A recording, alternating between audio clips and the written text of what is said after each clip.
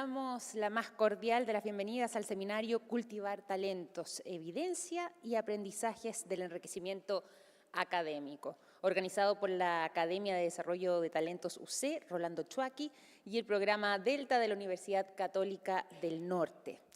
Queremos agradecer durante esta mañana la presencia en este seminario con la que esperamos abrir además este espacio de diálogo y de reflexión sobre los aprendizajes, los desafíos y el trabajo que se realiza en el ámbito de la educación de talentos académicos.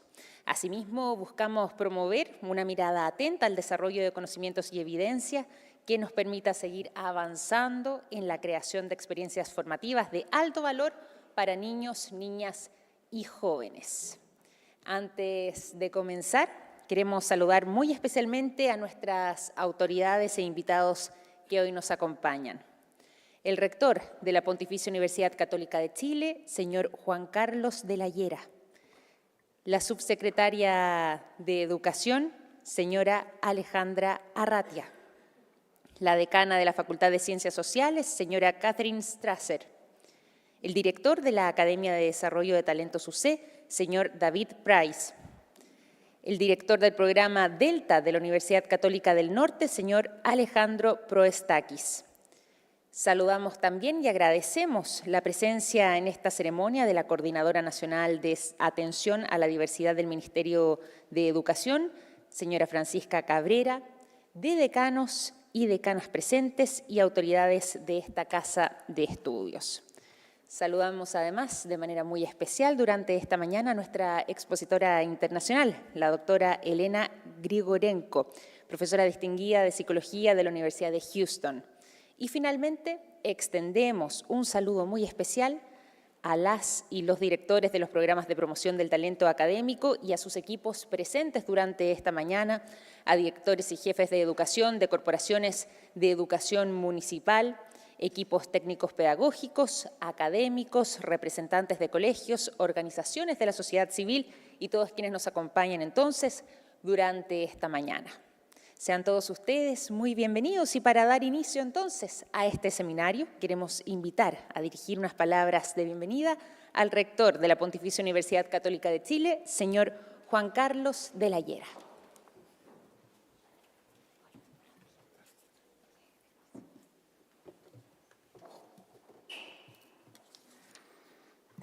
Bueno, muy buenos días. Muchísimas gracias a todos por su presencia. Voy a sumarme a todos los vocativos ya mencionados y, por supuesto, saludar especialmente a la subsecretaria que está acá y todas las visitas que tenemos hoy día también que han venido de muy lejos para acompañarnos.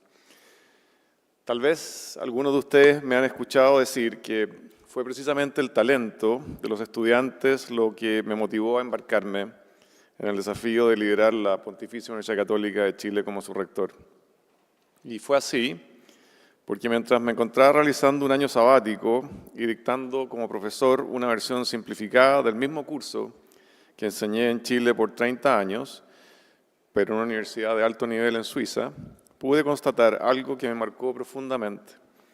Aquel curso que en la UC nuestros estudiantes abordaban con esfuerzo, sin duda, pero mucha solidez y hasta me atrevería a decir con entusiasmo, resultaba altamente demandante e incluso difícil de terminar para estudiantes muy preparados provenientes de los más diversos rincones del mundo.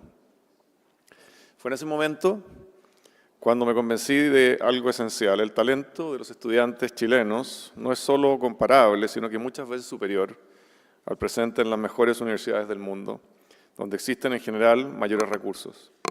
Sin embargo, ese potencial está, en muchos casos, absolutamente invisibilizado. Esta simple experiencia docente fuera de Chile me entusiasmó y me hizo tomar la decisión de regresar con un propósito claro: aportar a que nuestro talento brille en el mundo y que ese talento no se mida solo por un ranking o indicadores, sino por su capacidad real de transformar realidades y, sobre todo, aportar a resolver los grandes desafíos de nuestro país, con compromiso, con esperanza y con sentido. Ese talento se entrena, se educa, se cultiva y por eso estamos aquí hoy. Por eso encuentros como este son tan relevantes para la UC y para Chile. Reconocer, cultivar y acompañar el talento desde edades tempranas es más que solo una tarea educativa, es ante todo esperanza en el futuro. Implica reconocer que cada niño y niña y joven posee un potencial que puede florecer si encuentra un entorno que fomente la curiosidad, despierte su pasión por aprender y conocer y ofrezca los desafíos necesarios para su crecimiento intelectual y humano. Programas como Penta UC y Delta UCN, junto con el apoyo del programa público Promoción de Talento en Escuelas y Liceos del Ministerio de Educación, son expresiones muy concretas de que el talento es algo que queremos desarrollar en nuestro país al máximo de su potencial. Estas entidades e iniciativas tienen muy claro que el talento está distribuido en todos los rincones de nuestro país, pero no así las oportunidades para su desarrollo. Y en esto tenemos una importante tarea por resolver. Este seminario nos invita a reflexionar cómo fortalecer el vínculo entre la evidencia y la acción en torno a la formación de talentos. La presencia de la doctora Elena Grigorenko nos recuerda que las políticas y los programas más valiosos son aquellos que nacen de la investigación rigurosa, del análisis serio y del diálogo interdisciplinario. Necesitamos construir conocimiento que oriente la práctica y la política educativa para que la educación de talentos se consolide como una política de Estado, sostenida, equitativa y culturalmente pertinente. Las universidades tenemos un rol insustituible. Debemos ser espacios vivos de aprendizaje donde el conocimiento, la pedagogía y la experiencia humana se entrelazan. Programas como Penta UC, en su minuto, hoy día, ¿no es cierto?, Academia de Desarrollo de Talentos, UC, con más de 20 años de trayectoria y más de 1.500 egresados, demuestran que la universidad transforma vidas aportando evidencia y al mismo tiempo sembrando esperanza en cientos de familias que ven en la educación una vía real de movilidad y desarrollo. Quisiera terminar transmitiéndoles una convicción que ya he mencionado: cultivar talento es cultivar esperanza. En cada estudiante que descubre su potencial, en cada niño o niña que aprende a confiar en su capacidad, se renueva la promesa de un país que cree en su futuro y en sus personas. Agradezco sinceramente a los organizadores de este encuentro, que por mi reciente experiencia en Suiza me interpela de manera muy personal. Gracias especialmente a todas las universidades que integran esta red nacional de promoción del talento académico. Cultivar talento es acompañar esas vocaciones incipientes para que no se apaguen, pero sobre todo sostener su entusiasmo y darles herramientas para imaginar una vida guiada por la curiosidad, el aprendizaje, la creatividad y el servicio. Muchas gracias.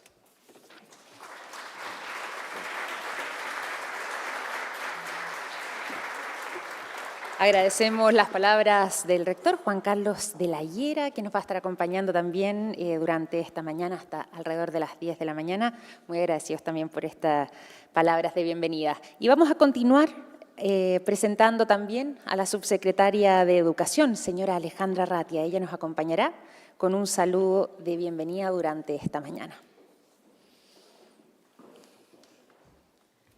Buenos días, bienvenida.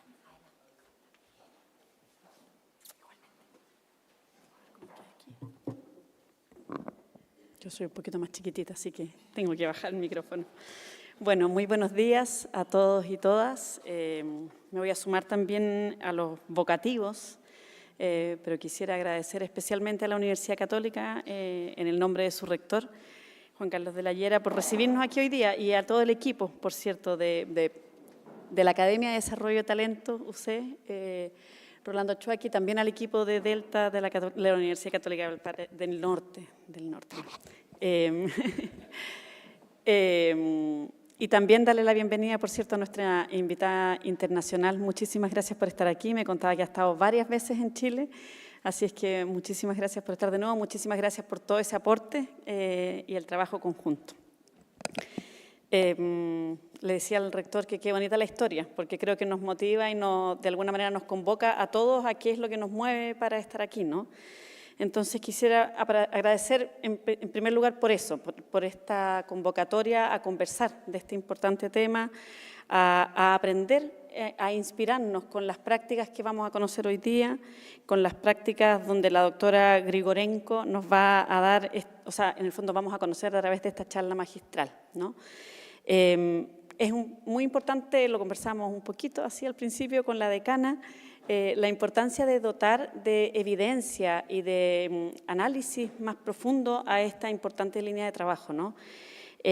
cómo mejorar estos programas, cómo avanzar en el desarrollo de talentos en nuestro país, con esa conciencia que planteaba el rector también, que a nosotros nos inspira como Ministerio de Educación respecto a que efectivamente los talentos están distribuidos a lo largo y ancho de todo nuestro país, muy como equitativamente, ¿no? Y la importancia es cómo llegamos con oportunidades que permitan desarrollarlos también. En ese contexto creo que cabe tanto acordarnos de un gran profesional de nuestro país que ayudó mucho en esta línea, Francisco Javier Gil, que tenía muy fuerte esa mirada de que el talento se distribuye a lo largo del país y que cómo lo desarrollamos entonces para todos y todas. Desde el Ministerio de Educación trabajamos día a día para ello, trabajamos día a día para desarrollar y fortalecer un sistema educacional que se base en una convicción bien profunda, que yo siempre trato de reforzarla y que puede parecer menor, pero que creo que es muy importante, que es la convicción de que todos los niños y todas las niñas pueden aprender.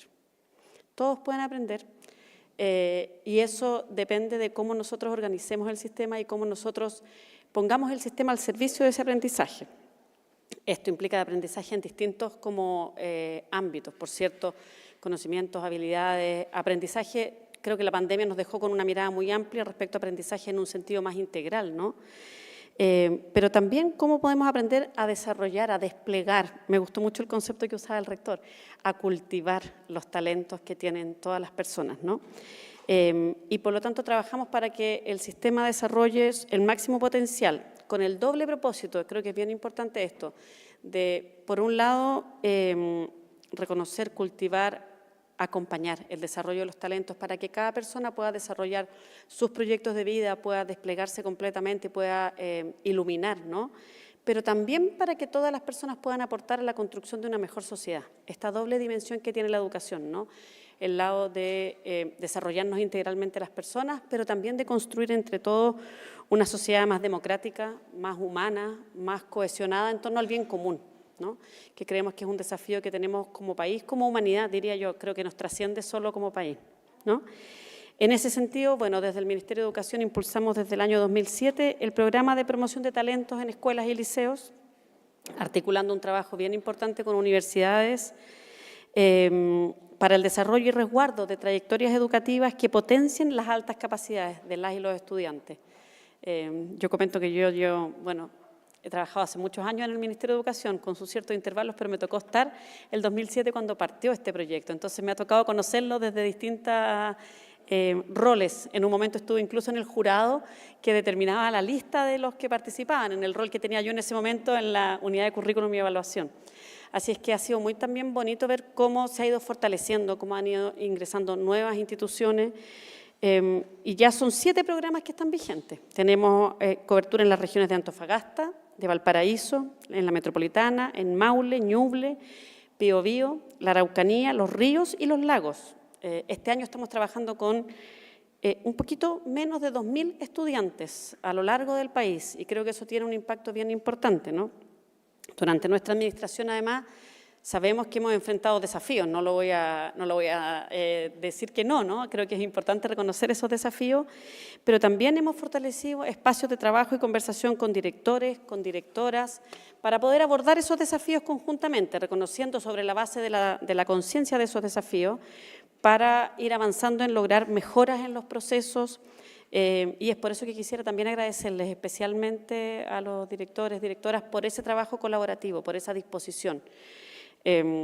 Fruto de este trabajo, no sé, sí, esto yo sé que lo saben, pero igual lo voy a poner aquí encima de la conversación, ¿no? Fruto de este trabajo, estamos trabajando ya y vamos a tener pronto una propuesta de ajuste normativo al decreto que nos rige desde el año 2007, que norma los programas para seguir efectivamente apoyando el fortalecimiento de esta línea de trabajo. Aquí hay una línea que estamos avanzando, cumpliendo y que queremos dejar también resuelto en lo que nos queda de gobierno. Creemos que es un compromiso que es importante poder afirmar aquí en este espacio. A comienzos de este mes también publicamos una cartilla con los programas que reúnen los fundamentos normativos, la importancia de vincularlo también con las otras iniciativas como de gestión del sistema educativo, de modo tal que estos programas puedan también de alguna manera abordarse de un modo sistémico con los programas de mejoramiento educativo, con los recursos que tenemos desde la subvención escolar preferencial.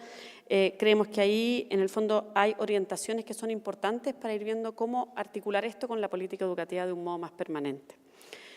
Para concluir, solamente quisiera agradecer nuevamente, reconocer, valorar profundamente el trabajo que ustedes realizan. Hace posible el desarrollo de programas en todas estas regiones en que están presentes.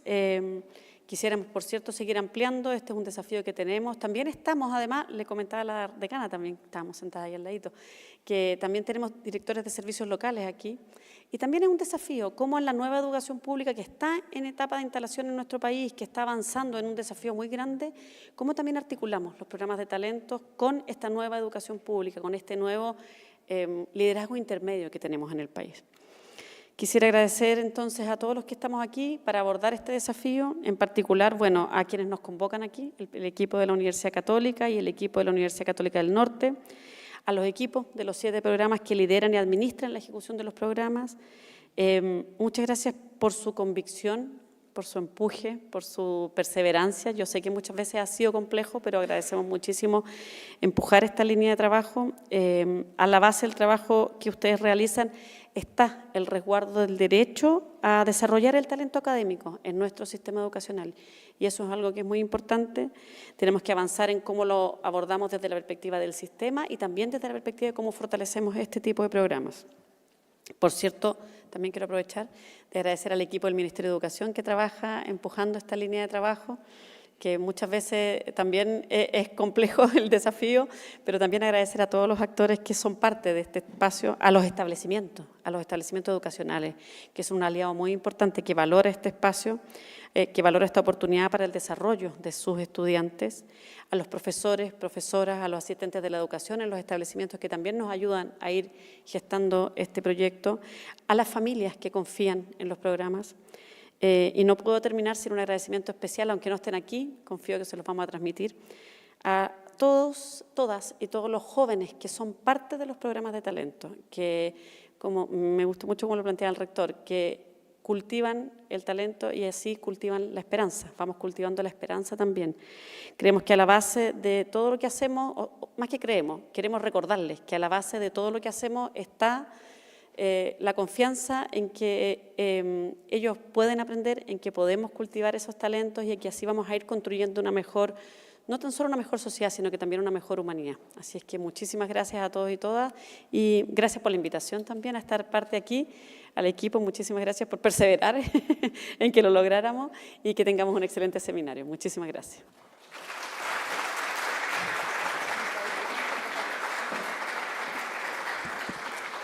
Agradecemos, por supuesto, las palabras de la subsecretaria de Educación, señora Alejandra Arratia, que nos acompaña durante esta mañana. Y a continuación, en un contexto educativo que enfrenta múltiples desafíos, contar con una mirada informada y además respaldada por evidencia científica se vuelve esencial. Es en este enfoque clave para poder diseñar estrategias efectivas que respondan a las necesidades de los estudiantes con talento académico. Y desde esta mirada damos paso entonces a la conferencia magistral titulada Prácticas basadas en evidencia y profecías autocumplidas en la educación para estudiantes con talento académico, a cargo entonces de la doctora Elena Grigorenko, profesora distinguida de Psicología Hugh Roy y Lily Cranes-Colin de la Universidad de Houston. Reconocida además internacionalmente por sus investigaciones en psicología del desarrollo, la profesora Grigorenko ha publicado más de 500 artículos revisados por pares, capítulos de libros. Además, parte de sus investigaciones reúnen evidencia sobre las definiciones, los métodos de identificación y desarrollo del talento desde edades tempranas. Antes de comenzar, eso sí, quiero informarles a todos ustedes que esta conferencia contará con traducción simultánea del inglés al español, para lo cual pueden usar desde ya sus audífonos para poder escuchar esta traducción simultánea, y las fueron entregados también al ingresar al salón. Y sin más preámbulos, también contarles, desde ya, un detalle importante, que se les entregó también una tarjeta con un código QR. Pueden escanearlo y de esa manera enviar sus preguntas durante la presentación. Esas preguntas también van a ser recopiladas y posteriormente abordadas en un espacio donde la profesora va a tener la instancia de responder esas preguntas. Y ahora sí, sin más preámbulos, queremos invitar adelante a la profesora doctora Grigorenko a que realice entonces esta charla magistral. Bienvenida.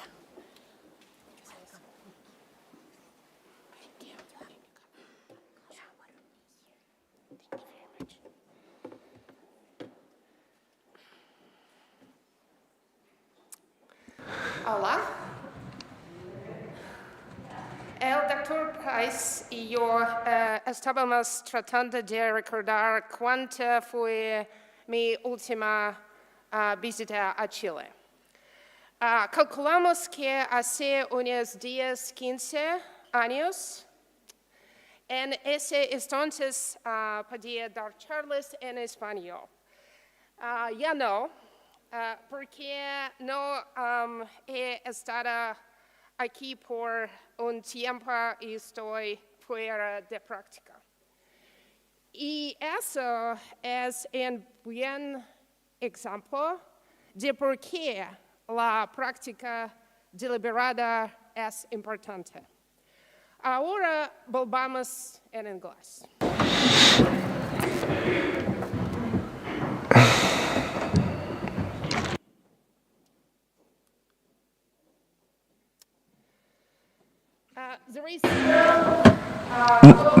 No existe un conteo global de alumnos que estén matriculados en este tipo de sistemas. Hoy día me refiero a esto como GATE, de alumnos talentosos. En parte se debe a diferentes definiciones y políticas y métodos de recopilación en distintos países.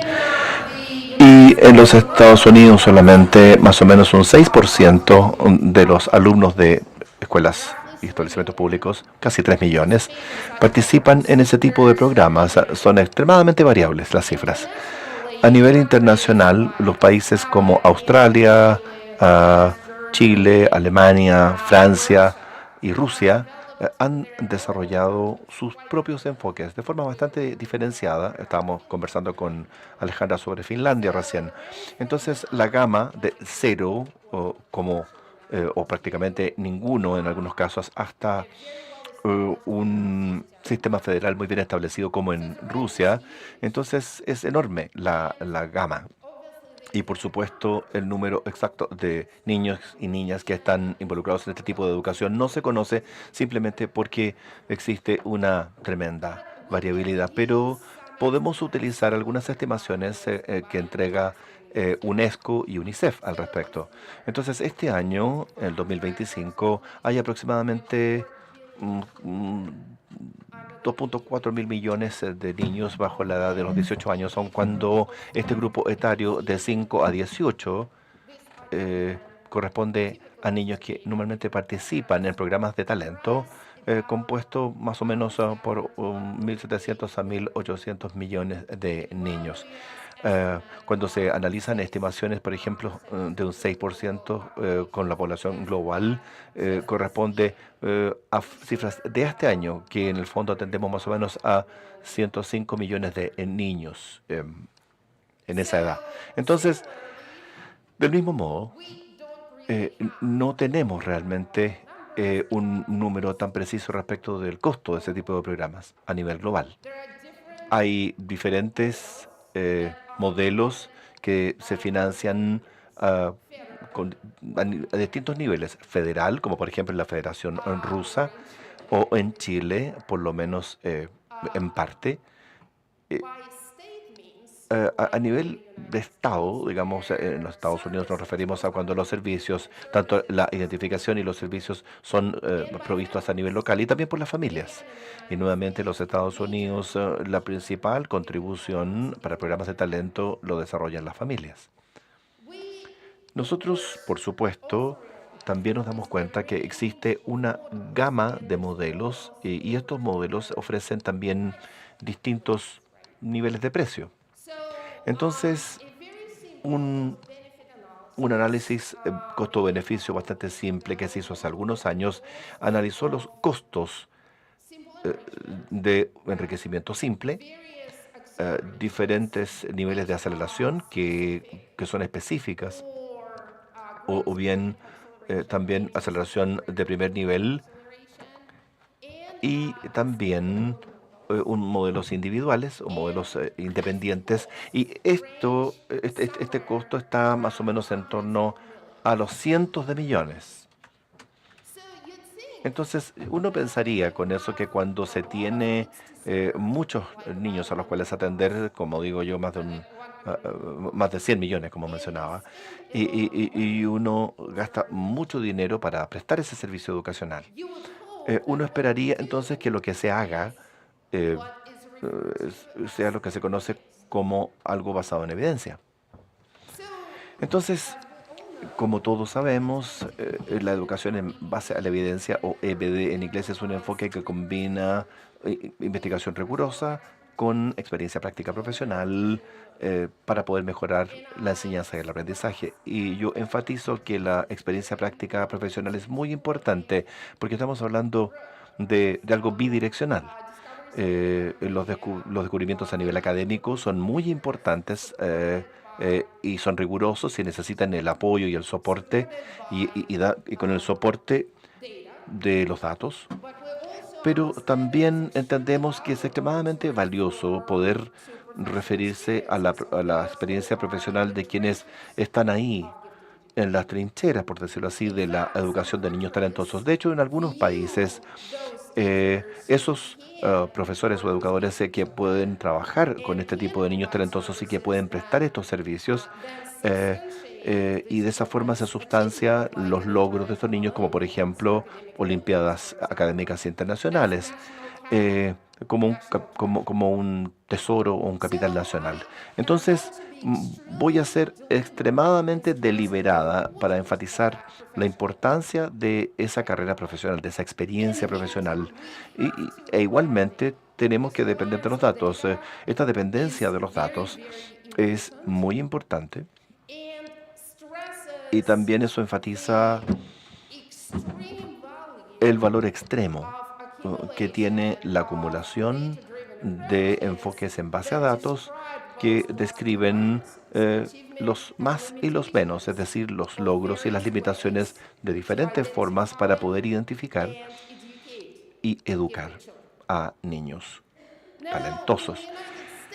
Ahora, en los Estados Unidos existen fuentes masivas de información al respecto que están bajo un sistema de catalogación y de administración y que se están revisando permanentemente en sets de datos que están disponibles a nivel público. Probablemente son conocidos para ustedes: WWC, el WhatWorks Clearinghouse, y luego hay sets de datos que han surgido como resultado de reformas educacionales, como por ejemplo No Child Left Behind y Every Student Success Act, esa legislación. Entonces, como digo, están disponibles a nivel amplio, pero por supuesto todos están en inglés y están o se limitan a contextos culturales bastante particulares. Otra fuente de datos es la Education Endowment Foundation. Sin embargo, incluso si uno analiza estas fuentes de datos, existe muy poca información respecto de la educación de niños talentosos. Principalmente habla de los sistemas de educación generales. Ahora, la educación en base a evidencia y este contexto de educación de niños talentosos se enfoca no en programas específicos, sino más bien en diferentes principios que están respaldados por la investigación y enfoques generales respecto a la educación, identificación, diseño curricular y también prácticas de instrucción. Ahora, hay revisiones sistemáticas de esta educación que han culminado en una serie de publicaciones, seguramente son bastante familiares para ustedes, como por ejemplo Best Practices in Gifted Education. Y ese libro se destacan 29 enfoques generales de cómo manejar a niños y niñas talentosas. Ahora, están los principios pedagógicos, observación, recomendación, etcétera, pero tengo que admitir que existen pocos datos duros, por decirlo así, y también relativamente pocos números. Entonces, cuando uno intenta revisar o verificar estos datos, efectivamente uno puede comentar solamente de una muestra limitada de revisiones e incluso menos publicaciones que corresponden a un metaanálisis, en el sentido de que explican el tamaño de las muestras, las expectativas, las recomendaciones de práctica, cantidad de educadores, cantidad de educandos, el dónde, el cómo, el por qué, etcétera. Entonces, los datos en el ámbito de GATE, de este concepto de educación de niños talentosos, es bastante limitada. Por esa razón, entonces, el doctor David Dye y sus colaboradores más o menos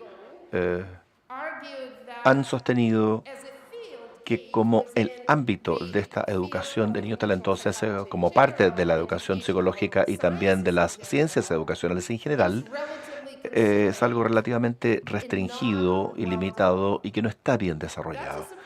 Esa es una sorpresa. Es una sorpresa para mí al menos. Y nuevamente, si uno analiza el contexto global, podemos reconocer millones de adolescentes como talentosos y se gasta muchísimo dinero en ellos. Pero, pero no se hace ese gasto de forma sistemática, sino que de una forma aleatoria, quizá. Y desde mi punto de vista, las organizaciones como por ejemplo Delta, que Alexandra y que David representan, pueden efectivamente lograr un cambio en esa situación y recolectar datos en forma sistemática y también publicarlos en forma sistemática. Entonces, ¿qué conocemos respecto de los principios de este concepto GATE de educación para personas o jóvenes talentosos? Entonces, tenemos que reconocer que el ámbito empírico, al menos, es bastante limitado, pero sin importar dónde está la responsabilidad al respecto, de examinar de forma sistemática este ámbito de investigación es esencial tanto para poder identificar prioridades y también prácticas eficaces. Entonces, por esa razón, yo apoyo y voto por una agenda estructurada de largo plazo que es crítica para este ámbito. Ahora, si si tratamos de cerrar la brecha entre la práctica académica y la aplicación, es algo bastante desafiante como esfuerzo. Y como yo mencionaba, es un esfuerzo bidireccional, porque tenemos los aspectos académicos, pero no necesariamente ofrecen eh, eh, recomendaciones tan directas y prácticas. Y a veces incluso los académicos no entendemos muy bien exactamente qué es lo que está sucediendo en los establecimientos educacionales día a día. Ahora, no solamente es un problema en el ámbito de las ciencias educacionales. Entonces, la investigación ha desarrollado todo este ámbito que se conoce como investigación translacional, es decir, entender que existe una distancia enorme entre los logros académicos, las prácticas, por ejemplo, en las consultas médicas, y luego los resultados de los pacientes, porque por supuesto también hay el desafío de que los pacientes cumplan con las recomendaciones y sigan las recomendaciones, tal como un niño talentoso o niña talentosa tiene que responder también ante este soporte y las sugerencias respecto de cambios en su formación. Ahora, en esta dinámica translacional entre la academia y la práctica, ciertas cosas surgen y hay ciertas cosas y hay ciertas cosas que se conocen de forma bastante consistente como mitos. Ahora, también existe una conexión entre esta mitología o estos mitos o creencias comunes que no necesariamente son hechos, son verdades, pero sí pueden volverse verdaderos porque los creemos, ¿verdad? E incluso si no tenemos datos en algunos casos, pueden finalmente ser muy importantes y muy positivos, pero no necesariamente negativos, actuar como fuerzas positivas en la implementación de determinados enfoques y en determinadas prácticas. Entonces, créanlo o no, hace muchos años, o creo que hace 8, Robert Merton planteó este concepto de profecía autocumplida. Ahora, él trabajaba, no tenía nada que ver con la educación, el rubro de él, pero el concepto de profecías autocumplidas o una creencia falsa que cambia nuestra vida cotidiana y nuestra práctica diaria, se transformó en algo muy importante. Y para el resto de esta conversación del día de hoy, voy a enfocarme en estas dinámicas entre, si se quiere, traducción errónea desde la academia a la práctica, lo que genera es un cierto mito que no está sustanciado por los datos y de hecho, por el contrario, muchas veces ofrecen datos que contradicen, en cierta forma, esos mitos y aún así esos mitos generan esas profecías autocumplidas que de alguna forma determinan las prácticas cotidianas en la educación. Ahora,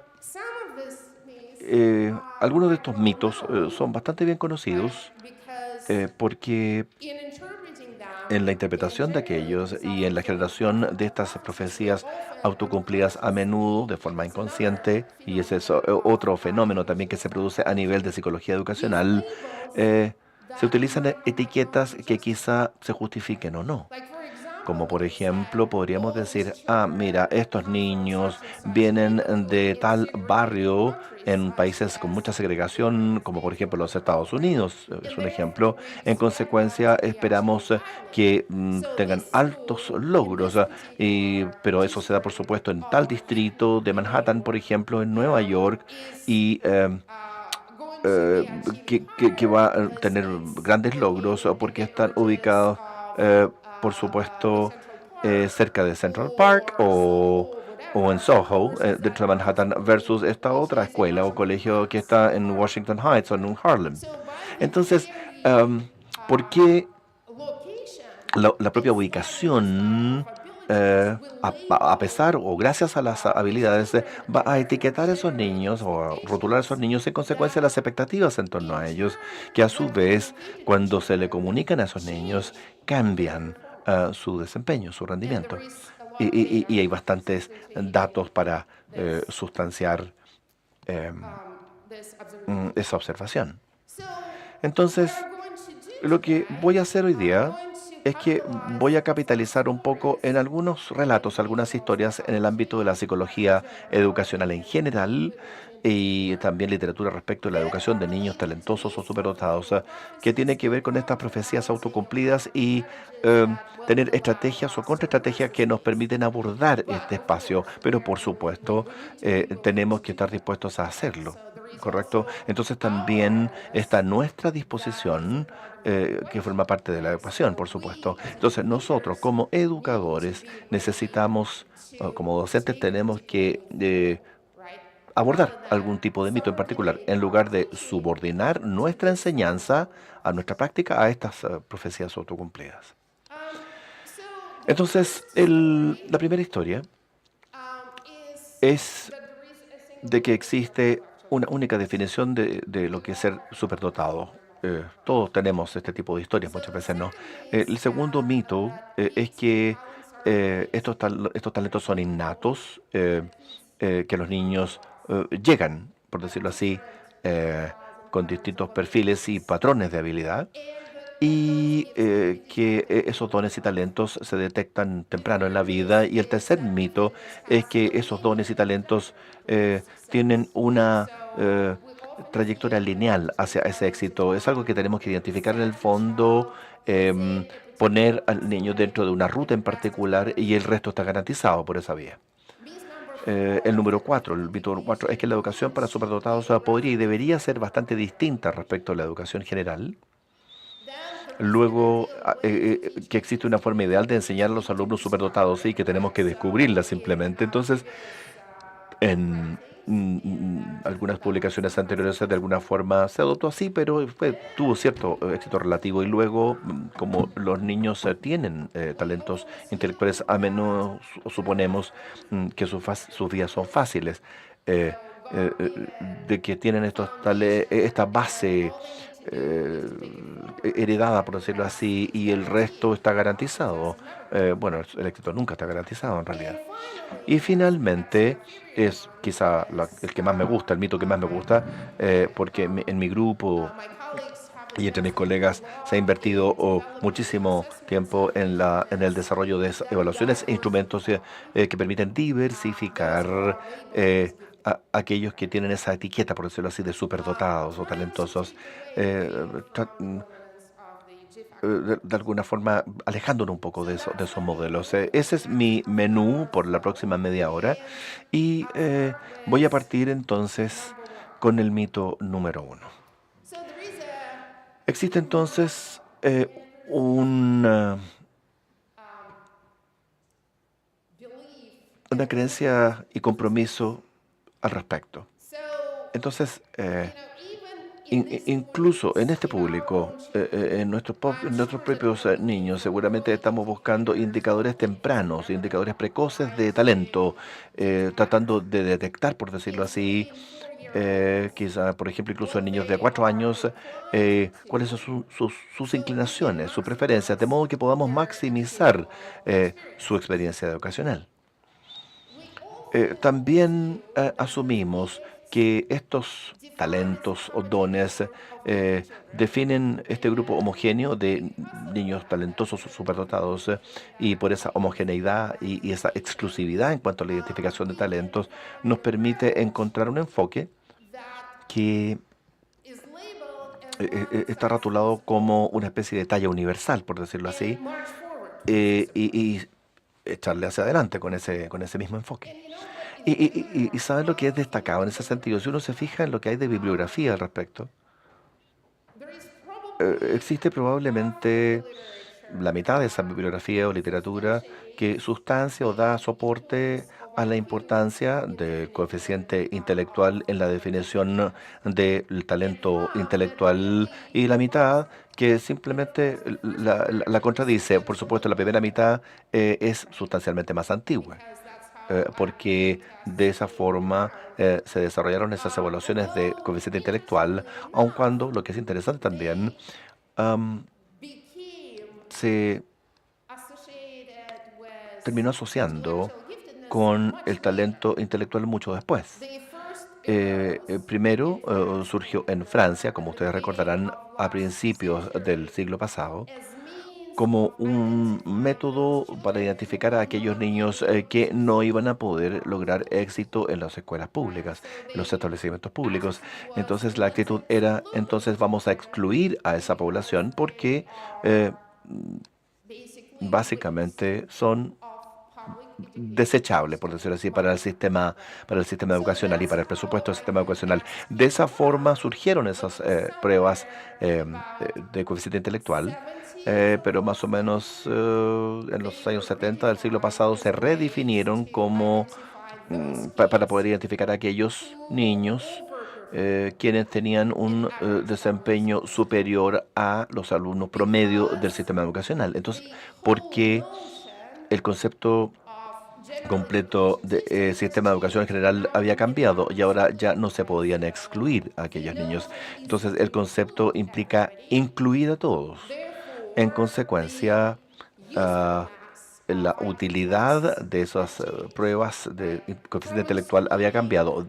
Primero para excluir, ahora estamos excluyendo por el otro lado, indicando que si se logra determinado puntaje por sobre 12 divisiones estándar respecto de la media de la población, como sea que se defina, se va a el destino va a ser distinto en el ámbito educacional. Nuevamente, hay un corpus sustancial de literatura que es más reciente a su vez y que efectivamente contradice completamente ese enfoque, pero el estudio de Thurman del año 25, que es el estudio de mayor data que existe respecto de niños que han sido identificados en los años 50 y 60, eh, debido a sus indicadores de capacidad intelectual y también medido por pruebas estándar, sigue siendo la mejor evidencia aún en el ámbito, aunque no me crean. Y David Lubinsky y Camille Binball y otros investigadores que trabajaron con esos datos todavía publican respecto de esta cohorte y vamos a mencionar esta cohorte durante la presentación más adelante. Entonces, en la evidencia es extremadamente variable en ese sentido. Es una cohorte que ha permitido hacer varios trabajos distintos. Y uno no se puede rotular como talentosos o superdotados en base a sus desempeños 50 o 60 años después, por supuesto, pero el estudio sí tiene muchísima validez en el ámbito y no importa cuál sea la literatura o lo que diga, siguen habiendo solicitudes, como por ejemplo del doctor Verne, por ejemplo, de reinstituir los modelos en base al factor G y también las mediciones de coeficiente intelectual respecto de lo que es la educación para niños talentosos o qué tan adecuados son determinados perfiles. Ahí es donde entonces la experiencia respecto de un indicador profesional muestra un poco el valor del sistema porque estamos muy conscientes de los sesgos que existen en este enfoque respecto de el cuerpo de aquellos que reciben este tipo de educación, principalmente blancos, por lo menos en los Estados Unidos, principalmente son de población blanca, de nivel socioeconómico alto, principalmente también con padres altamente educados. Ese es el tipo de niños. Y si estamos satisfechos con esos sesgos, entonces, por supuesto, podemos seguir trabajando con el tema intelectual o medición de coeficiente intelectual para siempre, pero la agenda social cambia o intenta cambiar esos sesgos. Tenemos que dejar de lado ese enfoque en base al coeficiente intelectual, porque con 100 años de existencia sugieren, por supuesto, de que eso es lo que va a suceder, que vamos a identificar el mismo grupo de personas una y otra vez. Ahora, ¿cómo podemos equilibrar estos enfoques? Dos cosas. Tenemos que ampliar los criterios de identificación, capitalizando otras formas de identificar a niños con talento. Y tenemos que abandonar esta noción de que si no es identificado tempranamente, simplemente no tiene talento. De hecho, hay cosas que se desarrollan tardíamente en todos los ámbitos del desarrollo. Eso se trata de capacidades, por ejemplo, en el ámbito de las capacidades para la lectura, por ejemplo, los trastornos de comprensión de lectura no se diagnostican hasta más adelante. También hay una serie de dificultades sociales, también aparecen dificultades emocionales tardíamente y por ciento también aparecen o se manifiestan los talentos tardíamente y por lo tanto no podemos limitar esta entrada solamente a aquello que se hace tempranamente. ¿Uno puede llegar a ser talentoso a los 17 años? Por supuesto que sí, ¿por qué no? Por supuesto que sí, todo depende. Hay una serie de factores motivacionales, oportunidades, prácticas en las cuales que se practican, por ejemplo, mi conocimiento del idioma de español y esto es todo un proceso de desarrollo. Ahora, también existe la noción de que este es algo sagrado, proporcionado por Dios y todo eso presente en nuestra genética. Ahora, lo que resulta ser interesante es que si uno analiza el ámbito de la investigación, la mayor parte de las cosas que se relacionan con una identificación temprana en base genética del talento, obviamente es limitado al ámbito del atletismo y los deportes. Ahora nosotros lo que tenemos bastante literatura que apunta al hecho de que existen aproximadamente 150 diferentes genes que determinan el aprestamiento atlético. Ahora quisiera recordarles que nosotros como seres humanos solo tenemos alrededor de 20.000 genes y quizás los puedo sorprender diciéndoles que un tomate cualquiera que uno puede comprar en cualquier tienda, posee alrededor de 50. Y por lo tanto no se trata de cuántos genes uno posee, sino más bien de qué función cumplen estos genes. Ahora, de estos 20.000 genes que poseen los seres humanos como entidades biológicas distintivas, una gran cantidad, alrededor del 80%, se expresan en el cerebro y también se expresan en otras partes como en los riñones, en el hígado, etcétera. Pero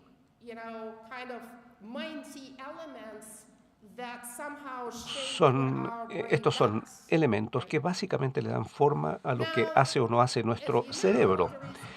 Ahora, como ustedes saben, hay una larga tradición de buscar las bases genéticas del coeficiente intelectual y de los logros académicos. De hecho, hay estudios de gran envergadura que se han publicado en Science, por ejemplo, que es una publicación de gran nivel y que indican que centenares de genes y nuestras muestras que incluyen millones y millones de personas y que por lo tanto hay miles de genes que ejercen una influencia sobre el nivel de logros académicos. Si acaso uno va a obtener títulos de alto nivel, títulos profesionales o conforme a nuestra conversación inicial, si acaso uno simplemente no va a ser capaz de terminar la enseñanza media.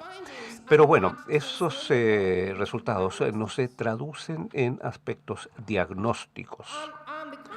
Por el contrario, en el atletismo, los genes son sumamente explícitos y codifican las características físicas que son relevantes en cuanto a la resistencia, el valor pulmonar, la presión arterial que uno puede controlar o no al momento de hacer ejercicios y así sucesivamente. Y por lo tanto hay algunas organizaciones atléticas que de hecho buscan o analizan la base biológica tempranamente. ¿Pero con qué propósito? Con el propósito de desarrollar un enfoque práctico deliberado para un atleta específico y por lo tanto en base a estas características biológicas lo que se puede hacer de hecho es personalizar un enfoque educacional, un enfoque de práctica, pero nadie dice que con esos parámetros se va a transformar en un gran atleta. Uno no se transforma en un gran atleta, un gran músico, independientemente de los genes que se heredan sin una práctica deliberada. Ahora, hay una literatura muy potente que de hecho guía algunas ideas sobre cómo podría ser esa práctica deliberada. Algunos de ustedes que conocen el trabajo de Erik Erikson conocerán la regla de oro de los 10 años y las 100 horas. Pero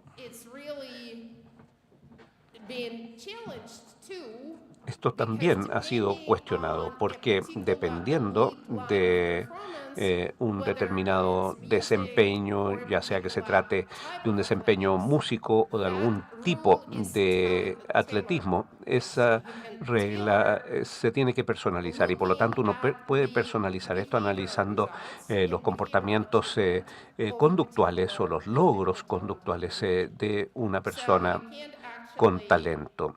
Y de hecho uno no puede simplemente utilizar una regla específica como una talla única para todos. Y por lo tanto, la profecía autocumplida, en términos de que todos... y bueno, y está la estrategia de contrabalance, que es la identificación continua y flexible. Ahora, ahora el otro mito es que el talento tiene una trayectoria lineal hacia el éxito. Y nosotros lo que pensamos es que lo que se requiere, y lo que eso indica es que solamente se requiere un apoyo, pero la ecuación no es tan sencilla. Y al igual que todas las demás personas, las personas dotadas pasan por la pubertad y a menudo los éxitos tempranos son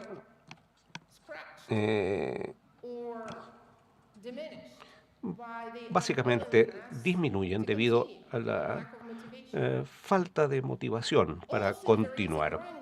Además, hay creciente literatura que se refiere a la retroalimentación que nosotros recibimos de estudiantes con talento en respuesta a que nosotros los sometamos a lo que ellos muchas veces se refieren a la tortura del talento, en el sentido de prácticas muy demandantes, horas de entrenamiento en vez de socialización con sus pares, por ejemplo. Todo tipo de etiquetados o etiquetas que utilizan los medios de comunicación cuando los identificamos y los separamos de los estudiantes normales y los damos misiones especiales o los aislamos y los ponemos en aulas diferentes. Lo que nosotros pensamos universalmente que era algo bueno, de hecho, puede ser algo bastante negativo y contraproducente para muchos participantes. Yo simplemente aquí quiero hacerles una solicitud en el sentido de que ustedes debieran de prestarle atención a analizar esa literatura. Como ustedes sabrán, hay centros específicos en Estados Unidos donde los estudiantes con talento, a ellos se les hace un seguimiento por parte de asesores y psicólogos que los apoyan en el desarrollo, que muchas veces resulta ser bastante complejo. Entonces, aquí la profecía autocumplida es que los estudiantes con talentos sobresaldrán de forma natural sin necesidad de apoyo continuo y la estrategia de contrabalance es que el talento no garantiza un éxito constante o predecible. Estos individuos pasan por episodios, atraviesan por episodios de presión y desafíos cuando se trata de la socialización con sus pares, etcétera. Y como ustedes se habrán dado cuenta a partir de mi acento, yo hablo mi idioma materno, es un idioma eslavo. Yo nací y crecí en la ex Unión Soviética, que tenía un sistema muy desarrollado de educación de talentos. Y como estudiante de pregrado en el Departamento de Psicología en la Universidad Estatal de Moscú, enseñé psicología en un internado muy prestigioso para niños con talento matemático, y ahí los profesores universitarios daban las clases y por lo tanto ellos fueron identificados en el país a través y fueron llevados a estos colegios internados. Eran niños o menores de 13, 14 años de edad y básicamente fueron aislados de sus familias, y cuando yo estuve ahí el 80% de ellos eran niños y por lo tanto habían 4 niños por cada niña. Y obviamente cuando uno es adolescente, eso genera ciertas tensiones, y ellos estaban muy ocupados durante todo el día y no recibieron ningún tipo de apoyo psicológico en esa época. Y la efectividad de esa escuela no era realmente lo que se esperaba, porque a pesar de que eran brillantes cuando llegaban ahí, no se transformaron en estudiantes de pregrado excelentes, o sabían demasiado comparados con sus cohortes, o simplemente no estaban preparados socialmente para transformarse en adultos. Y por lo tanto la profecía autocumplida resulta ser muy importante para poder entender que el talento intelectual tiene un costo. Estos niños o estos jóvenes deben ser apoyados continuamente. Nuestra siguiente historia se basa en la relación entre la educación de talentos y la educación general. Y si acaso estos dos tipos de educación tienen que comunicarse o no. Y cuál es la cantidad de diálogo que debe existir entre estas dos educaciones. Nuevamente, en Estados Unidos el sistema, que es el sistema que yo mejor conozco,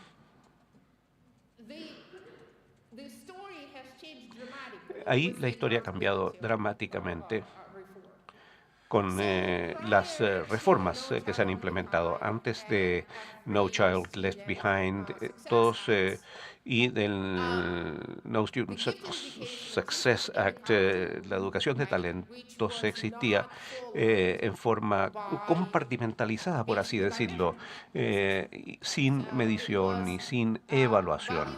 Era libre de valores, libre de rendición de cuentas, era como un sistema independiente. La reforma de accountability introdujo una serie de pruebas en diferentes modalidades de educación. Y durante los primeros años del siglo pasado, bueno, a partir de entonces empezaron a surgir datos sistemáticos que se utilizan actualmente en los meta-análisis. En lo que se cree normalmente hoy es que un sistema de educación de talentos no puede ser diferente. Tiene que estar encarnado dentro del sistema o incluido en el sistema de educación general. Ahora hay ciertos temas relacionados con las mediciones en ese sentido, pero también lo que es importante es comprender que la educación, un sistema de educación de talentos en cualquier país siempre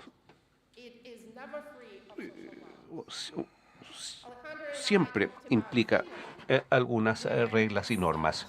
Se habló acerca de Finlandia, donde los sistemas de educación de talentos propiamente tales no existen debido a los valores del sistema de educación general de aquel país. Antes de la guerra entre Rusia y Ucrania, yo trabajé en la Federación Rusa con un sistema que mantuvo la tradición de separar los individuos de alto rendimiento académico para colocarlos en el mapa nacional de la Federación Rusa, por así decirlo. La idea era detectar a estas personas, apoyarlas y luego proporcionarles becas de alto nivel muy prestigiosas para que ellos pudieran acceder a las mejores universidades y luego a las mejores empresas tecnológicas. Esa era la ruta que fue apoyada muy intencionalmente y muy seriamente por el Estado. Ahora, uno puede, por cierto, argumentar que estos son sistemas separados, pero según lo que yo sé, no existe ninguna literatura que de hecho sea exitosa en plantear esto. A la larga, incluso aquellos que proponen un apoyo de alto nivel, como Javis, un político en Estados Unidos,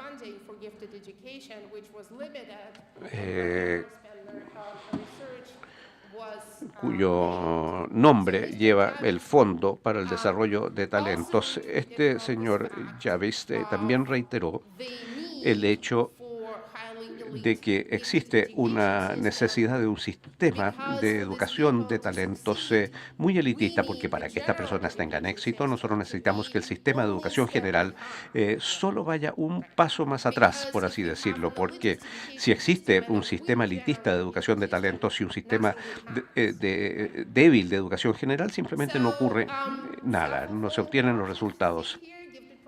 Y por lo tanto,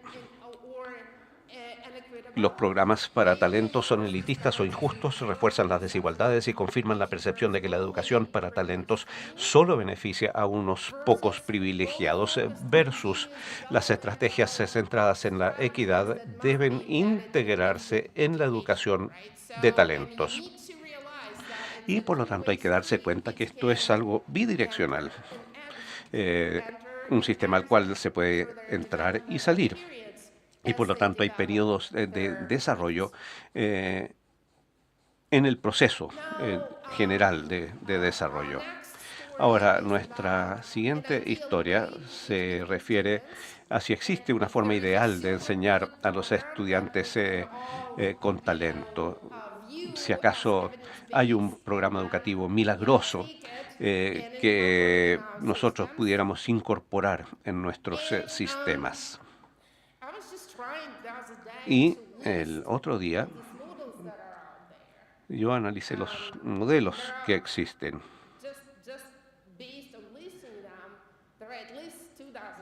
Y hay por lo menos un par de docenas. Está el modelo de currículum integrado, el normal, está esto y lo otro. Yo les puedo dar los nombres. Y la verdad es que resulta absolutamente crítico el darse cuenta que ninguno de esos modelos existentes, ninguno, está en la base de datos de What Works, porque esa base de datos indica que para poder etiquetar algo como basado en evidencia, tiene que contar con criterios, y son criterios bastante estrictos. Y ninguno de esos modelos cumple con estos criterios. Ahora, esto no significa que no existan estrategias de individualización que no hayan sido comprobadas como eficaces. Existe un pool de estrategias a las cuales podemos recurrir, pero no hay un solo programa educativo milagroso, por así decirlo. Y entonces aquí es donde personas como ustedes y yo nos involucramos en esto, debido a que nuestros cargos son importantes y al final del día somos nosotros los que tomamos las decisiones. Podemos contextualizar a los menores que llegan a nosotros por cualesquiera que sea la razón, independientemente de que nosotros los invitamos a acercarnos a nosotros con una promesa, por así decirlo, que no se va a cumplir en sus escuelas normales y en su vida cotidiana. Y entonces el enfoque limitado y estandarizado de la educación para alumnos con talento. La otra cara de la moneda es que necesitamos flexibilidad, diversidad y capacidad de respuesta. Nosotros como proveedores no podemos simplemente decir vamos a tomar este programa adaptado y lo vamos a implementar. Nosotros tenemos que darnos cuenta que todo está contextualizado políticamente, socialmente, a través del sistema de educación general y también conforme a nuestros propios valores.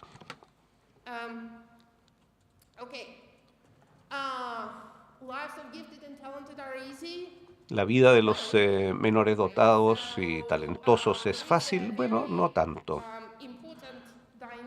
Hay dinámicas sumamente importantes y factores de riesgo y resiliencia. El primer factor de riesgo es la carga de trabajo a la cual nosotros normalmente los sometemos y el equilibrio entre su desarrollo y nuestras expectativas. Las realizaciones, por ejemplo,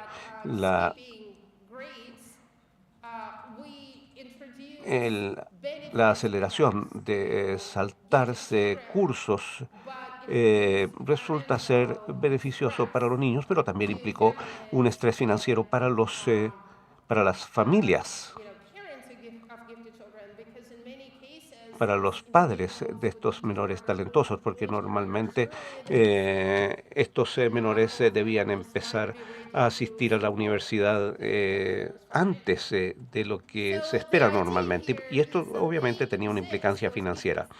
Y la idea es que estos estudiantes con talento existen dentro de un sistema y por lo tanto uno no puede simplemente sacarlos y hacerlos operar fuera de ese contexto. Todos estos contextos entonces tienen que tomarse en cuenta. El talento no nos exime, no exime a los estudiantes con talento de los retos emocionales o psicológicos. Hay una serie de estudios que han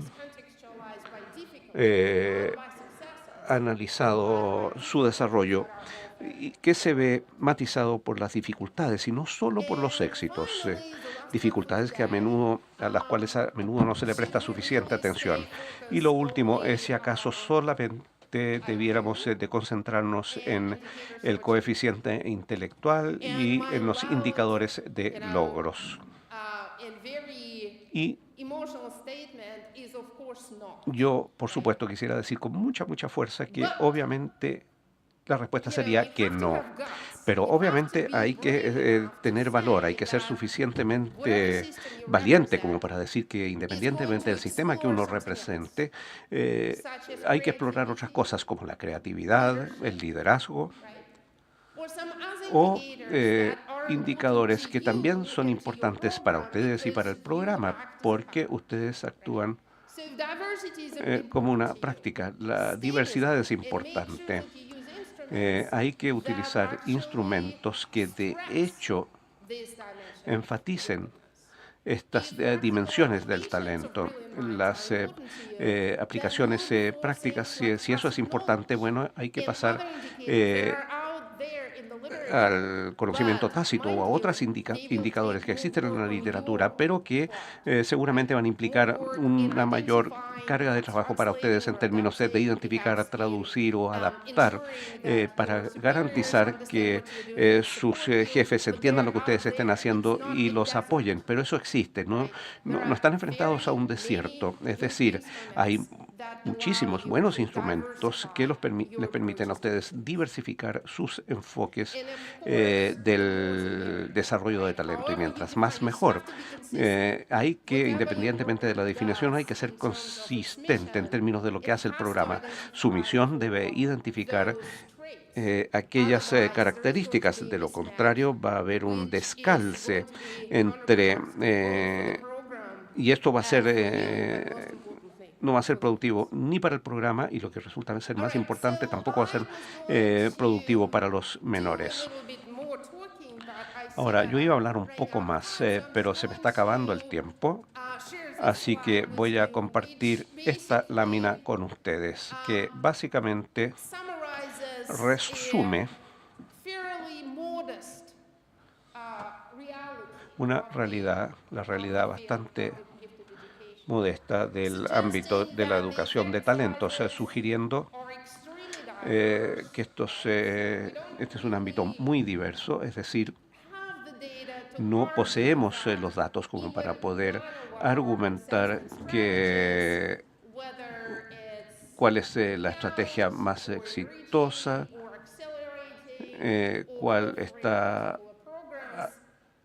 son los programas que en forma consistente aceleran este desarrollo. Nosotros lo que sí sabemos a partir de los estudios es que aquellos que se identifican tempranamente como con talento intelectual en promedio como grupo generan más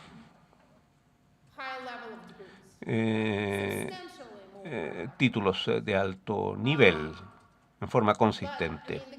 Sin embargo, la pregunta es, ¿qué es lo que impulsa todo esto? Y si nosotros consideramos todos los sesgos que son característicos de lo que se basa en el coeficiente intelectual o ese tipo de caracterizaciones. Quizás lo más importante es que esto sea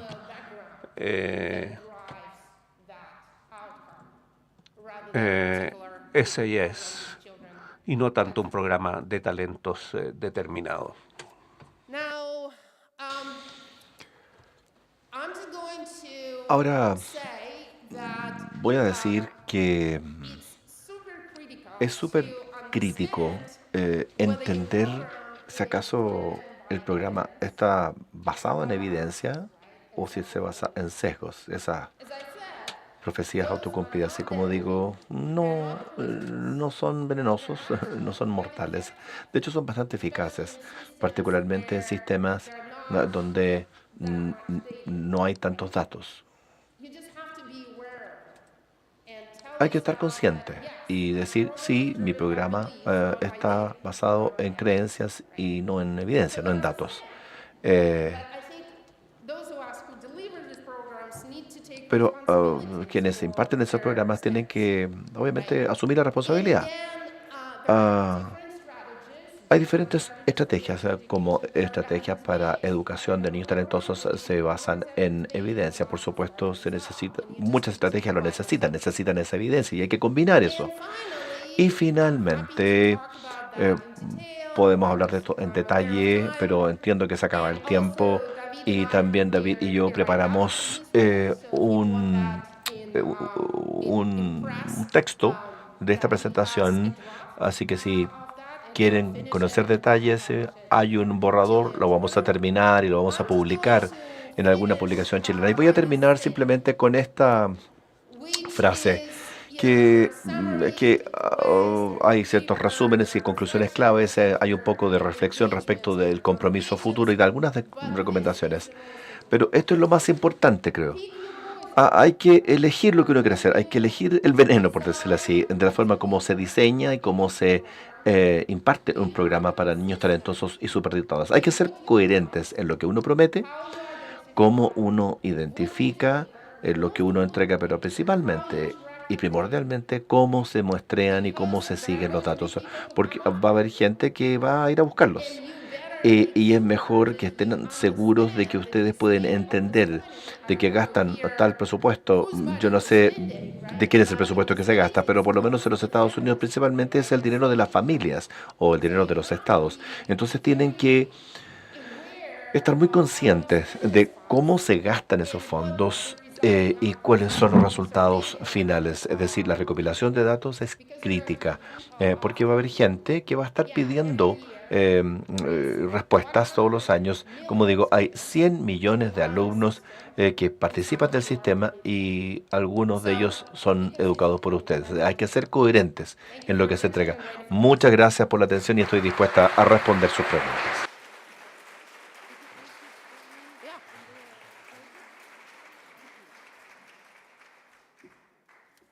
Agradecemos, por supuesto, por esta impecable presentación Of course, we'd like a to la thank doctora Grigorenko. Tenemos ya abierto el espacio de preguntas, hay algunos que ya las han enviado. Les vuelvo a recordar, vamos a tener aquí un pequeño tiempo también para poder seguir enviándolas a través del código QR que les fue entregado. Entonces, en la entrada, estas preguntas van a ser recogidas por la profesora en este espacio destinado justamente a resolverlas, pero en cosa de minutos. Quiero invitar, mientras también se prepara la doctora Grigorenko, a que pueda pasar adelante la decana de la Facultad de Ciencias Sociales de la Pontificia Universidad Católica de Chile, señora Catherine Strasser, que va a comentar parte entonces de lo que nos compartía recién y que fue parte de esta presentación de la doctora Grigorenko. Mientras tanto, no olviden enviar sus preguntas. Muchas gracias, Elena. Se me desordenaron las hojitas, ahí sí. Quiero comenzar, agradeciendo a los organizadores de este seminario, a los directores de los programas, la oportunidad de escuchar esta presentación y de comentarla mientras preparan sus preguntas. Y agradecer, por supuesto, la presencia de la subsecretaria Para mí este tema es realmente fascinante, además de obviamente la gran relevancia que tiene para nuestro sistema educativo en general y para muchos estudiantes. El problema de cómo responder a las necesidades de los estudiantes con talentos académicos de manera óptima. Me encanta porque me parece un perfecto ejemplo de uno de los desafíos más importantes para las ciencias de la educación y del aprendizaje, que es el desafío de resistirse a la influencia de formas de conocer no científicas, como las modas, el sentido común, la apelación a la autoridad o la tradición, por poner algunos ejemplos.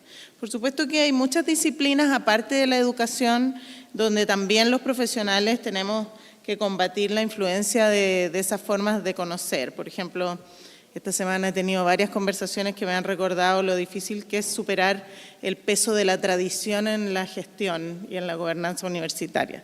O sea, si escucho otra vez esta semana, decana, siempre lo hemos hecho así, no sé qué voy a hacer. O, por ejemplo, la seducción que tienen las modas en la ciencia de la alimentación, que todos hemos probablemente sido víctimas de la última receta para bajar de peso.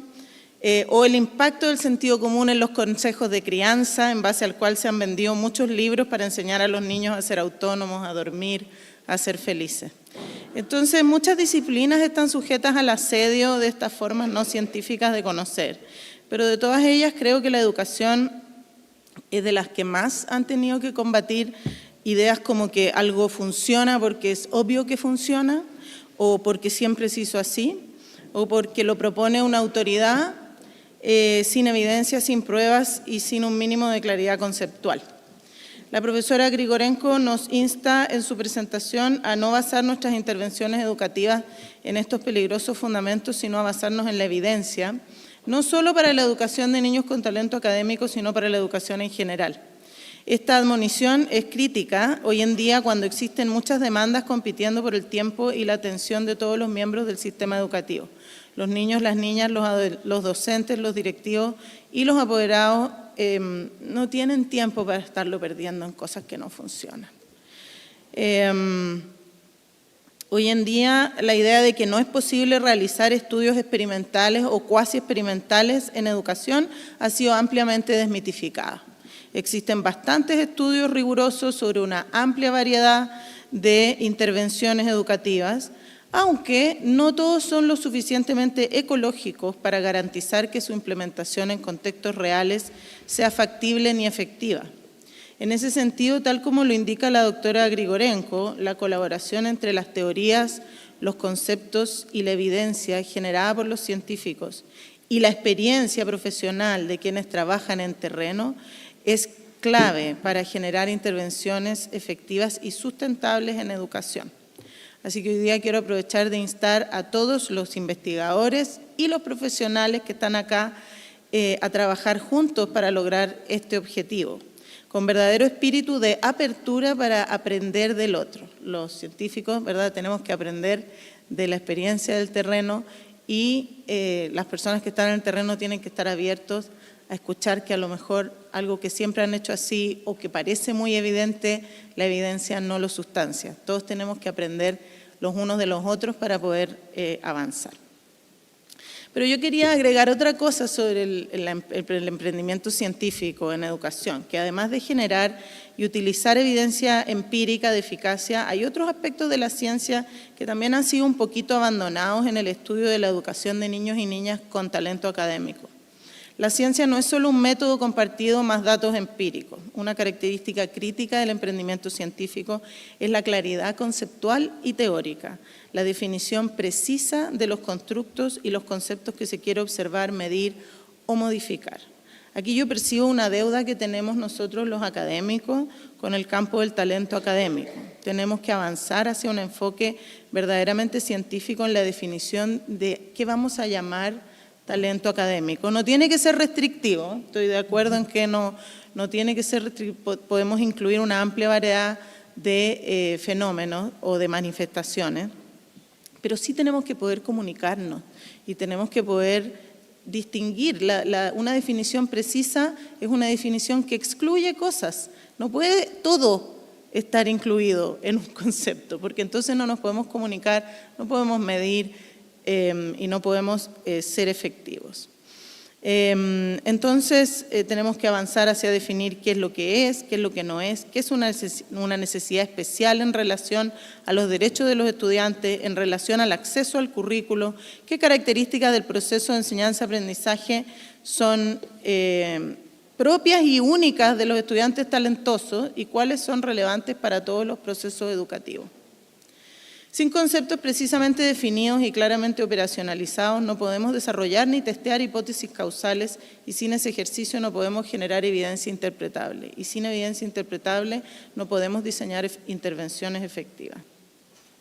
Los académicos y los diseñadores de políticas públicas tenemos grandes responsabilidades en definir con claridad qué queremos lograr con la educación en general y con la educación de estudiantes con talento académico.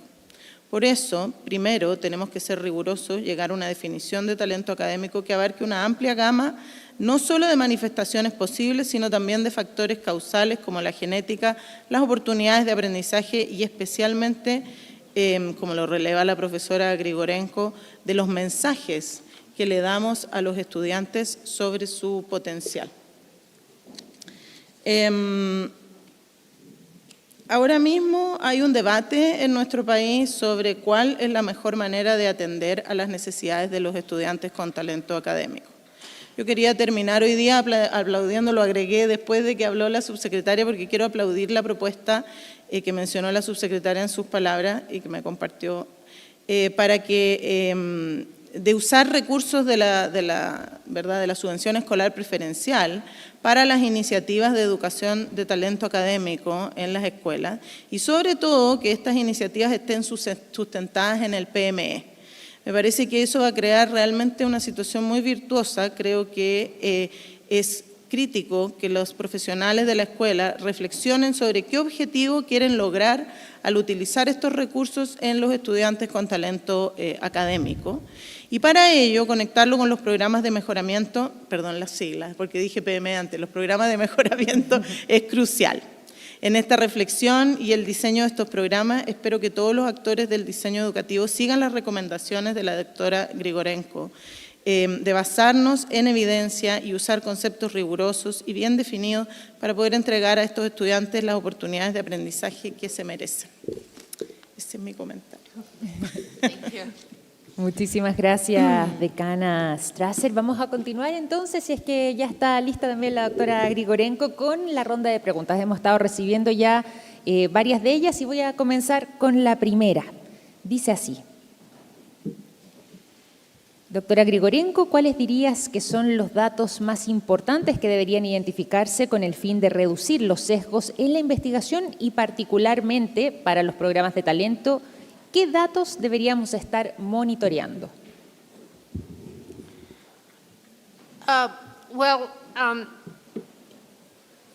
Si se quiere reducir sesgos que se relacionan con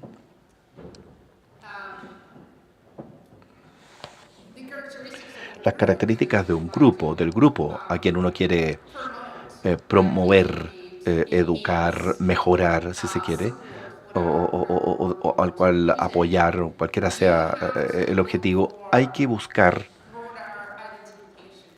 criterios de identificación más amplios. Entonces, si tiene que ver con justicia social o si se trata de exposición, por ejemplo, entonces existe este concepto de front-loading que en la literatura durante los últimos 12 años o más por ahí, cuando uno hace este front-loading de los estudiantes con actividades y ve cómo les va, por decirlo así, con esas actividades y recién ahí se hace la identificación. Entonces uno hace esta iniciativa con 50 y se identifican a 10. Pero identificar no solamente sobre la base de pruebas estandarizadas, sino que utilizando también las pruebas o las intervenciones que forman parte de los programas de los Estados Unidos para identificar talento y ver cómo responden los niños respecto de las actividades, respecto de lo que se les gustaría experimentar en los programas de talentos. Entonces, hay múltiples resultados posibles, positivos en ese sentido. Es decir, no solamente se encuentra el calce que presumiblemente va a mejorar el desempeño de los alumnos dentro de su propio programa, porque como el programa quizá no lo pueden hacer todo. Ustedes hacen ciertas cosas, por supuesto, que son valiosas para su programa, y si hacen un front loading o hacen esta especie de adelanto de actividades, el programa puede generar quizás resultados más positivos. Entonces existe este concepto de front loading en la literatura que yo recomiendo, y también está el concepto bueno, hay una gran cantidad de bibliografía respecto de diversidad, que es una palabra casi prohibitiva hoy en día, pero que quizá vuelva en unos pocos años a la normalidad. Pero la idea en ese sentido, eh, hay un investigador que se llama Gentry, que ha generado mucho trabajo material al respecto. Bueno, de hecho, la muestra a la que se atienda debería ser representativa de la población general. Entonces, cualquiera sea esa población general, ustedes tienen que estar en condiciones de identificar a personas quienes sean representativas de esa población general. Si no se hace eso, entonces se introduce sesgo y se introduce elitismo y se introduce también trayectorias diferenciales. Ahora, si el sistema, por ejemplo, permite aquello, y lo apoya, por supuesto, no es una cuestión de decisión. Existe gran cantidad de información respecto de educación de niños talentosos en cuanto a la identificación. Next question. Next question is about the myths and reads as follows. La educación son disciplinas muy cercanas. ¿Cómo podríamos avanzar para que estos mitos sobre las altas capacidades sean desmitificados a nivel educativo y en el profesorado? Well, thank you for the question. So those myths that are extremely, Que son, bueno, son extremadamente, en realidad son perpetuos casi. Uno no puede deshacerse de ellos, porque de alguna forma se publica mucha información respecto de distintos sesgos. En el año 85, me parece, hubo varias publicaciones, 15, y en el 2009 otra vez 19 se ampliaron, digamos. Y yo yo creo que en general Ellen Winner se han publicado 9. Hay un debate respecto de la cantidad de sesgos, pero son persistentes. Como cualquier profecía autocumplida, o como lo que se menciona acá. Hay una razón por la cual existen esos mitos. De alguna forma capitalizan respecto de conocimiento no científico o tradicional, y también el conocimiento que se transmite en forma tácita, por ejemplo.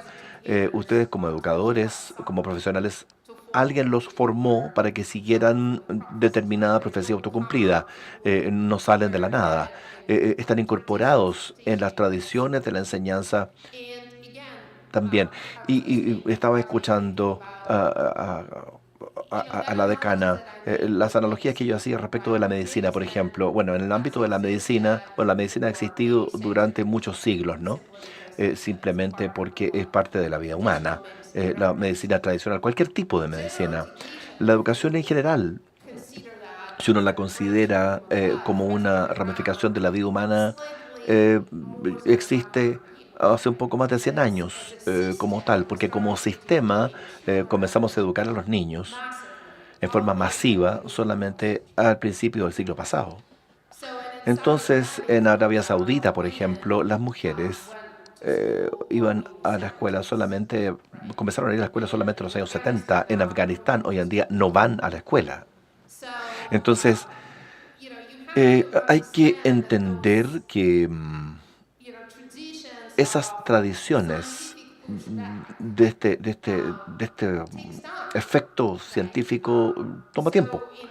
En la medicina todavía existe medicina tradicional y sabemos que no está basada en los hechos, pero se sigue utilizando porque no toda la medicina en base a evidencia es eficaz, dependiendo del paciente cómo responde. Entonces, por eso es tan persistente, porque obviamente estas cosas toman tiempo y creo que es muy importante darse cuenta que no necesariamente todo es malo. Hay que estar consciente simplemente. Em, Como una medicina tradicional, hay ciertos elementos que son valiosos. Simplemente hay que estar conscientes del hecho de que no se basa en evidencia, pero cuando uno cree en algo, lo que es interesante a veces funciona, ¿no? Entender o comprender qué se basa en evidencia, qué es lo que es una profecía autocumplida y profitar, por decirlo así, de ese concepto de profecía autocumplida. eh, eh, lo importante es un uso claro. No quiero cancelarlo para siempre, porque el conocimiento tradicional y la experiencia práctica que se transmite en forma tácita de una generación a otra de educadores es importante también. Solamente tenemos que asegurarnos de que entendamos cuáles son las fuentes y la efectividad de ambas. Ok, next question. Dice lo siguiente. Elena, muchas gracias por tu presentación. Fue muy clara e inspiradora. ¿Podría contarnos acerca de alguna experiencia de política pública que pueda ser replicada en nuestro país y cuál ha sido la base de sus buenos comentarios? Perdón, buenos resultados.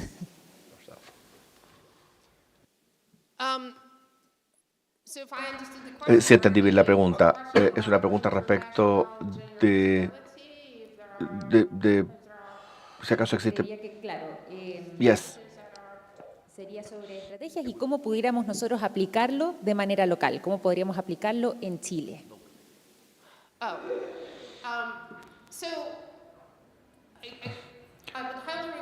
Yo recomendaría muchísimo que se familiaricen con el trabajo que se denomina el mega modelo de talento de Sorina Sopocnik y Frank Borrell y otros educadores o investigadores quienes han sintetizado.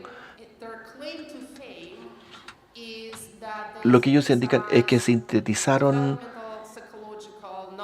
conocimiento de psicología del desarrollo en el ámbito de la ciencia educacional, específicamente en los enfoques en cuanto a la educación de niños talentosos, con estrategias explícitas y técnicas explícitas, no enfoques generalizados, sino recomendaciones específicas. Siguen siendo muy activos. Rina de alguna forma se ha retirado de la Asociación de Estados Unidos, pero sigue viajando e investigando y corresponde a un resumen básico y fundamental respecto de lo que funciona a nivel internacional, a nivel de estrategias generales. Rina por mucho tiempo desarrolló la rama de ABA de la Asociación Psicológica Americana. Ustedes pueden visitar el sitio web de la Asociación de Psicología de Estados Unidos y existe ahí los principios de psicología para educadores, que son principios generales. Creo que son 23 principios de psicología en la educación. Yo participé en el grupo cuando esos principios se redactaron para niños con necesidades especiales. Hay principios para educando jóvenes. Entonces, son de fácil acceso en el sitio de la Asociación Americana de Psicólogos y se consideran como herramientas universales porque son principios, como digo, no son menús específicos de cosas. Por estas respuestas a la doctora Elena Grigorenko y agradecerles también a todos ustedes que han estado enviando sus preguntas a través del código QR. Les tengo desde ya una invitación, doctora, usted también, y es justamente a que disfrutemos ahora de un espacio de conversación, de recreación afuera. Los estamos esperando a la salida del salón con un café y en esas instancias es que pudiéramos seguir sosteniendo las conversaciones. Sabemos que hay muchas preguntas pendientes, así que abrimos esa posibilidad mientras disfrutamos también por algunos momentos de un café a la salida del salón. Muchísimas gracias, doctora, y muchísimas gracias, decana Strasser. I didn't mean to disparage tradition. No. Just to make the counterpoint between. No. I totally agree. I mean,